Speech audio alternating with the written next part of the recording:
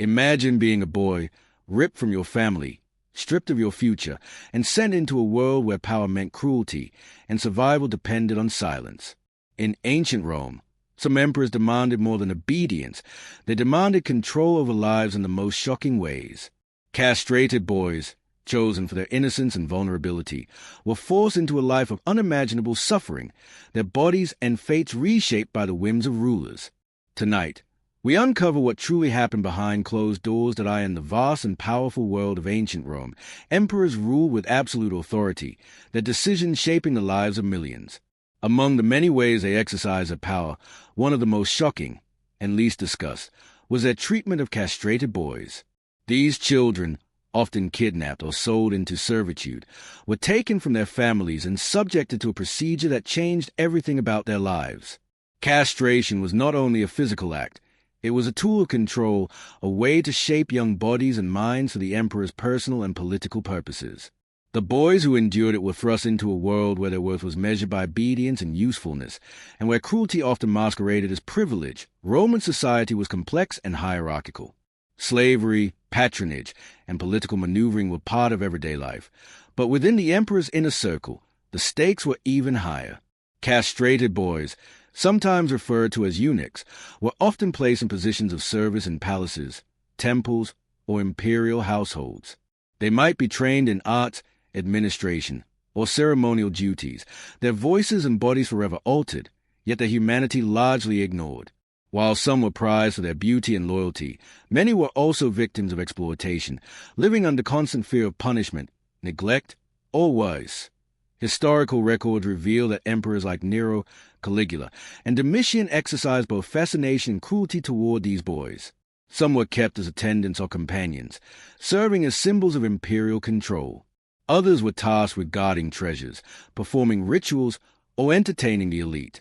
In some cases, their presence was intended to display wealth, power, and dominance, reinforcing the emperor's ability to bend life itself to his will.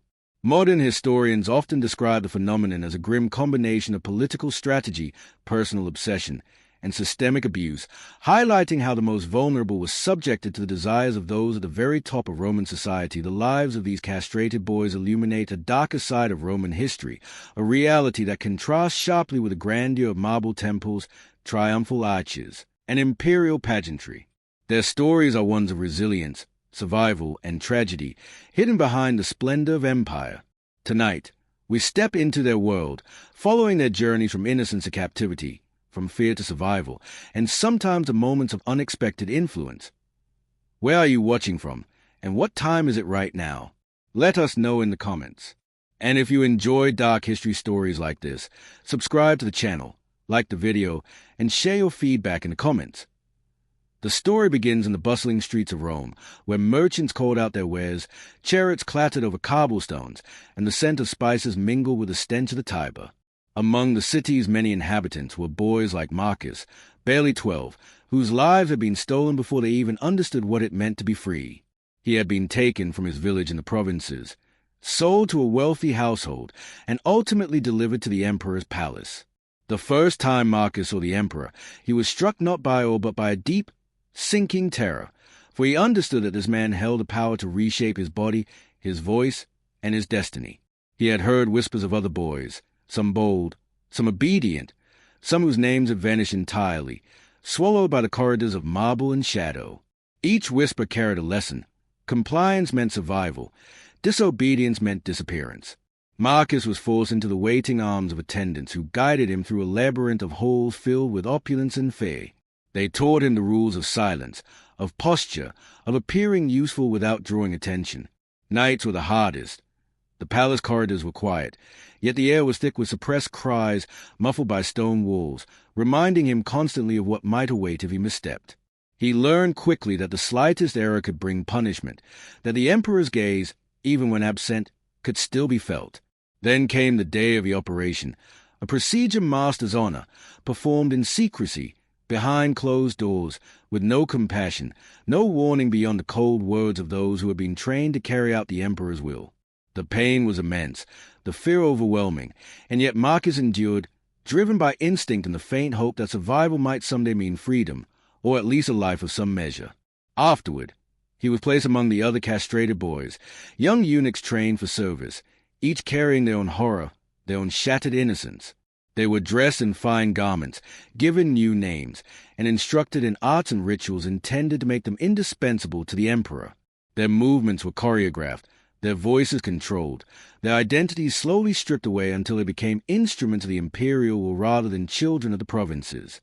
Marcus observed his fellow boys, noting who adapted, who rebelled in small ways, and who succumbed to despair.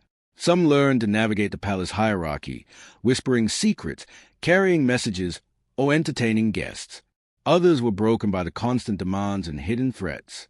The emperor himself appeared sporadically, unpredictable in demeanor, switching between charm and cruelty. His presence a test of obedience, a reminder that power over life and body could be absolute. In those fleeting moments, Marcus glimpsed the full scope of the emperor's manipulation, how fear, awe, and the illusion of favor combined to control those whose freedom had been stolen. Each day blurred into the next, a continuous test of endurance, as the boys moved silently through golden halls, attended rituals, and bore the weight of their altered bodies. Their world was one where youth and innocence were irrelevant, replaced by the constant calculation of survival. As months passed, Marcus witnessed punishments meted out for the smallest infractions, a misstep during procession, a whisper overheard, a glance deemed disrespectful.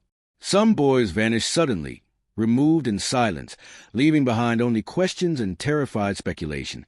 The air of unpredictability, the ever-present threat, and the knowledge that their bodies were no longer their own created an environment of pervasive anxiety. Scholars today interpret this as a form of systemic psychological control, one that trained boys to anticipate fear at every corner, to perform perfection under duress, and to internalize submission as survival strategy. Marcus, like others, became adept at reading the moods of attendants and guests, learning when to speak, when to remain still, and how to navigate the invisible currents of power. Yet despite this adaptability, moments of rebellion or resistance surface, whether in small defiant gestures, secret communications, or daring glances. The emperor, aware of such defiance, used examples of punishment to reinforce obedience, ensuring that fear remained the underlying motivator for every action. Each vanished boy served as a cautionary tale, and Marcus internalized a lesson. Survival was contingent not only on skill and compliance, but also on understanding the unpredictable nature of those who wielded ultimate authority. In the palace, friendships were fleeting, alliances fragile, and trust a dangerous gamble. Marcus found solace only in quiet moments, observing the city through narrow windows, remembering the home he had lost, and imagining a world beyond the walls where life and freedom were not defined by fear. He understood that within these gilded halls, history was being written in silence, in suffering, and in the bodies of boys who had been remade to serve, entertain, and exist solely for the whims of emperors whose power demanded control over everything. Even innocence itself, the days in the emperor's palace blurred into a relentless rhythm of fear, instruction, and observation. Marcus, now months into his new life as a castrated boy, learned quickly how to navigate the shifting currents of power. The palace itself was an organism of control. Every corridor, chamber, and courtyard served as a stage where obedience was performed and monitored. He observed the other boys, noting their strengths, weaknesses, and the subtle ways they sought favor. Some became clever manipulators, whispering secrets to gain small advantages. Others shrank under pressure, their faces pale, voices quiet, moving like ghosts through the halls. The emperor's attention was unpredictable, a mixture of charm and terror. A glance had elevated a boy to temporary privilege. A frown could doom him to a disappearance so swift no one dared ask questions. Marcus witnessed it firsthand when a boy named Lucius, whose cleverness had drawn the emperor's admiration, vanished after a minor slip, dropping a tray of fruit during a banquet. One moment Lucius was smiling, the next he was gone, his room emptied, his name erased from memory. The absence weighed heavily on everyone, a constant reminder that survival depended on more than skill or loyalty. It depended on understanding the whims of absolute power. Marcus internalized these lessons quickly, learning to anticipate moods, memorize unspoken rules, and perform perfection at every opportunity. Yet even within this fear, there were moments of human connection. Small gestures of kindness, shared whispers, and stolen glances created fragile bonds among the boys, bonds that could be comforting yet dangerous if discovered. Marcus grew particularly close to a boy named Julius, who shared stories of his family in the provinces and quietly taught Marcus ways to navigate the palace hierarchy. Their friendship became both a lifeline and a risk, as intimacy could attract attention, suspicion, or jealousy. Meanwhile, the emperor continued to exercise his fascination and control. Historical accounts describe emperors such as Nero and Caligula as both charismatic and cruel, their whim shaping the lives of countless castrated boys. Some were assigned as attendants, others as musicians, ritual participants, or companions. Marcus learned that each role carried invisible dangers. One wrong note during a performance, a misstep during a ceremony, or a misplaced glance could result in punishment, humiliation, or disappearance. He saw boys who had once been favorites reduced to shadows, removed from the palace quietly, leaving only rumors and speculation behind. Marcus observed these events with growing awareness of the system's mechanics. The palace was designed to produce obedience through a combination of reward and terror. Those who adapted survived, those who resisted disappeared. Scholars today interpret this as a method of psychological conditioning, creating dependence, fear, and anticipation in young subjects, shaping them into instruments of the emperor's will. Marcus began to recognize patterns, who the emperor favored, what gestures were rewarded, and which behaviors prompted punishment. He also noticed the role of attendants and palace officials in maintaining control, their loyalty often extending to cruelty. The eunuchs who oversaw the boys were both protectors and enforcers, balancing care with coercion, sometimes sympathetic, sometimes brutal. Marcus learned to read their moods as carefully as the emperor's, understanding that every interaction could have consequences. Over time, he also discovered the subtle hierarchy among the castrated boys themselves. Some wielded influence by knowing secrets or performing tasks with skill. Others were isolated, overlooked, or vulnerable. Marcus adapted, observing, learning, and strategically choosing whom to trust. The palace became a chessboard, each boy a piece, the emperor the ultimate player whose unpredictable moves could determine life or disappearance. Amidst this constant tension, Marcus's sense of identity shifted. The procedure that had been forced upon him had altered his body irrevocably, and the environment had altered his mind, shaping his perceptions, fears, and priorities. He grappled with feelings of loss, anger, and survival instinct, constantly balancing self-preservation with human connection. He witnessed firsthand the use of castrated boys as instruments of political display, as attendants in ceremonies meant to impress foreign dignitaries, and as objects through which the emperor exercised both fascination and dominance. Every performance, every task, every interaction carried weight, and failure could erase a boy's existence entirely. Marcus observed boys disappearing in silence, their rooms stripped of belongings, their names expunged. Sometimes whispers reached him of executions or punishments carried out behind closed doors, confirming what everyone feared but dared not speak aloud. Yet even in this oppressive environment, Marcus learned the subtle arts of resistance. Small acts, a shared glance, a whispered warning, a minute delay in fulfilling a task, allowed boys to assert their humanity without drawing fatal attention. These tiny rebellions were fragile, dangerous, but profoundly important, providing a sense of self and solidarity amidst erasure. As months turned into years, Marcus became more adept at reading the signals of the emperor, attendants, and fellow boys. He understood the palace hierarchy not merely as rank, but as a complex web of fear, influence, and survival strategies. Every misstep, every favored action, every glance held potential consequences. The emperor's whims dictated life within the palace, and those who survived were those who learned to anticipate, adapt, and sometimes manipulate. Marcus's awareness of the system allowed him to navigate moments of extreme danger with care, gaining temporary privileges while avoiding fatal errors. Historical accounts from scholars and surviving records emphasize that this pattern of control was widespread. Castrated boys were used for service, display, and companionship, subjected to constant observation, and forced into roles that obliterated their autonomy. Marcus, like many, became an instrument of survival, navigating the delicate balance of obedience, fear, and human connection. His observations also extended beyond the palace walls.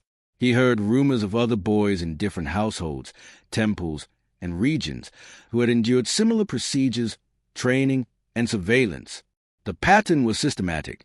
Power exerted through bodily control, psychological pressure, and social manipulation.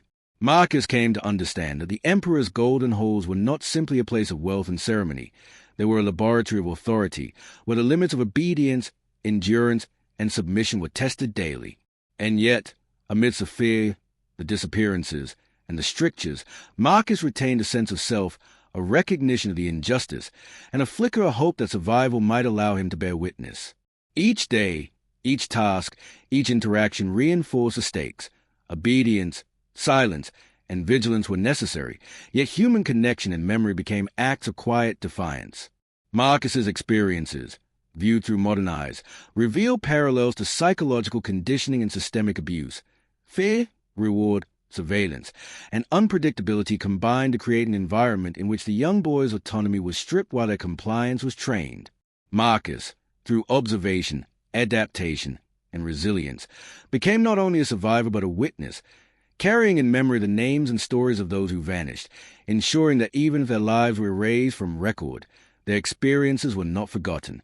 And in these shadows, Marcus discovered the paradox of the palace, a place of opulence and cruelty, of beauty masking terror, where the castrated boys, despite total control, found ways to endure, resist, and bear witness to the dark reality of imperial power years past. And Marcus, now older and more aware of the brutal mechanism surrounding him, understood the palace with clarity few ever attained. The emperor's whims continued to dictate life and death, favor and disappearance. Yet Marcus had developed a rhythm, a strategy of survival that allowed him to navigate this treacherous environment. Each day, he watched new boys arrive, terrified and uncomprehending, their innocence already under siege, their futures pre-written by the hands of those who held absolute authority. Marcus remembered his own arrival, the fear, the loss, and the procedure that had altered everything about his body and mind. He saw their wide eyes, their trembling movements, and he understood that the cycle of extraction, control, and erasure was unending. The emperor's court had perfected the art of psychological manipulation, fear interlaced with reward, attention sprinkled with cruelty, and survival contingent on constant vigilance. Marcus recognized the subtle hierarchies among the castrated boys, who had become miniature societies within the palace. Some wielded influence by memorizing secrets, by performing their duties flawlessly, or by cultivating the emperor's fleeting favor. Others remained isolated, too timid or broken to maneuver, often disappearing silently after mistakes or minor acts of rebellion. The disappearances were always a reminder that life here was conditional privilege, dependent on obedience, perception, and luck. Marcus observed the training, which had evolved into an intricate system of conditioning, music lessons, administrative duties, ritual participation, and social education all served to mold the boys into instruments of imperial will. Even small errors, a mispronounced word during a ceremony, a stumble while attending the emperor, or a glance of forbidden areas, could result in immediate removal. Each vanished boy left an echo, a ghostly imprint on the psyche of the survivors. Marcus also observed the eunuchs, who were both guardians and enforcers, mediating between the emperor and the castrated boys. They provided guidance, discipline, and occasionally protection, yet they too operated within a system that demanded absolute loyalty. Any deviation could bring punishment upon themselves as well, reinforcing a web of fear that extended throughout the palace. Scholars today suggest that the experience of these boys parallels modern studies of systemic abuse. Controlled environments, physical alteration, constant surveillance, and unpredictable authority created a form of learned compliance and psychological resilience that was both adaptive and traumatic. Marcus learned to adapt while preserving fragments of his humanity, creating small pockets of resistance, private memories, and alliances that allowed him to endure. These acts were subtle but significant, a whispered warning, a shared glance, a quiet act of care. They preserved the notion that even in the most controlled and oppressive circumstances, human connection could persist.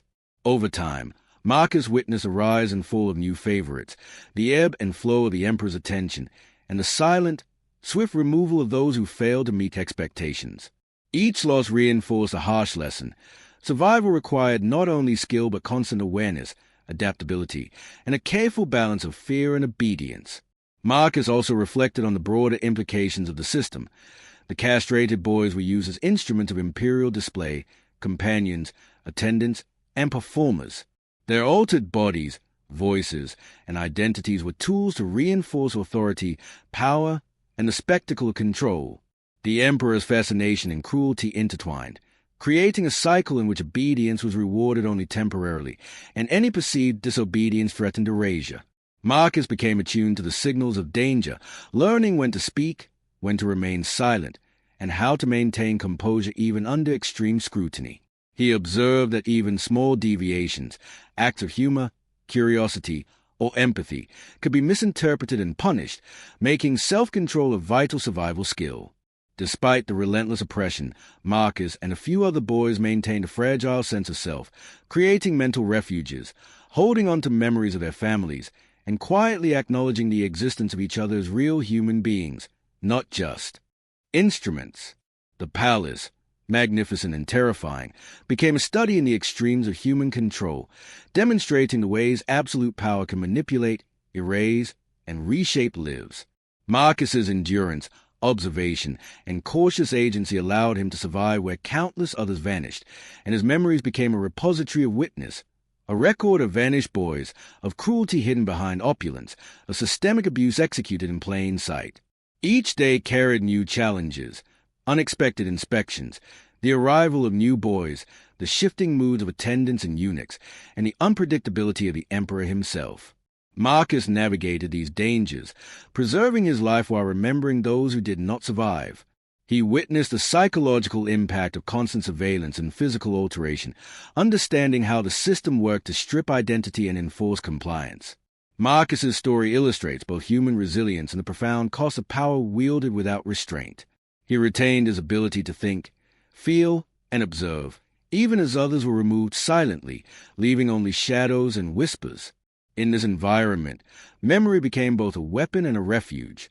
Marcus remembered names, faces, and events that others could not, safeguarding the histories of those who were erased. Scholars today view these acts as essential for understanding the human toll of imperial authority. Survival alone was not enough. Witness and memory became acts of defiance. Marcus also recognized that the palace's opulence, the marble halls, golden artifacts, and elaborate ceremonies, served as camouflage, hiding the horrors inflicted upon the vulnerable. The grandeur masked terror, creating a facade that dazzled outsiders while masking cruelty. Observing this, Marcus learned that power often relies on spectacle and deception, with suffering hidden beneath beauty and order.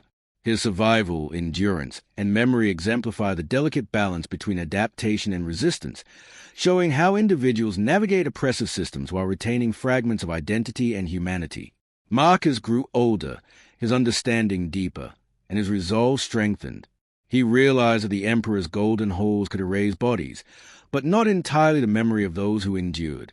Through observation, careful action, and cautious alliances, he preserved the stories of vanished boys, ensuring that the human cost of imperial ambition would not be entirely forgotten. And as Marcus continued to live within the palace, moving among the opulence, attending rituals, and witnessing the silent disappearances, he carried with him the voices of the erased, a living record of cruelty, resilience, and survival, showing that even in the most controlled and brutal circumstances, human courage and memory persist. Defying the attempt of power to annihilate identity and life itself, Marcus's story leaves a haunting truth etched into history. Power, wealth, and imperial spectacle often concealed unimaginable cruelty. The castrated boys of ancient Rome, stolen from their families and subjected to life-altering procedures, were forced into obedience, their bodies and identities reshaped to serve the emperor's whims. Their lives were lived under constant surveillance, fear, and the threat of disappearance. Yet even in this environment of relentless control, survival, memory, and small acts of human connection persisted. Marcus became both witness and participant, navigating terror while safeguarding the stories of those who vanished. These boys' experiences highlight a darker side of Roman history, one rarely discussed amidst tales of triumph, architecture, and conquests. Behind the golden halls and marble columns lay a system designed to manipulate, control, and erase human lives. Scholars today interpret this as an early example of psychological conditioning and systemic abuse. Unpredictability, reward, and fear combine to enforce obedience and strip autonomy. The boy's endurance reveals both the fragility and resilience of humanity when subjected to extreme power. Marcus's ability to observe, adapt, and preserve memory ensured that the vanished would not disappear entirely from history. Through him, their lives, fears, and resistance were carried forward, a testament to courage and the enduring importance of witness. And tonight, as we reflect on Marcus and the castrated boys, consider this. Their suffering was hidden, their lives controlled, yet their memory survived through courage, vigilance, and the small act of defiance that refused to be erased. These stories compel us to confront the human cost behind wealth and authority, and to honor those whose voices were silenced. If you enjoyed this story, be sure to subscribe, hit the bell icon, like the video, and tell us in the comments what type of stories you'd like to see. Share where you are watching from, and let us know which part of Marcus's journey shocked you the most. Every comment, every reaction keeps these hidden histories alive and reminds us that even the darkest chapters of human history must never be forgotten.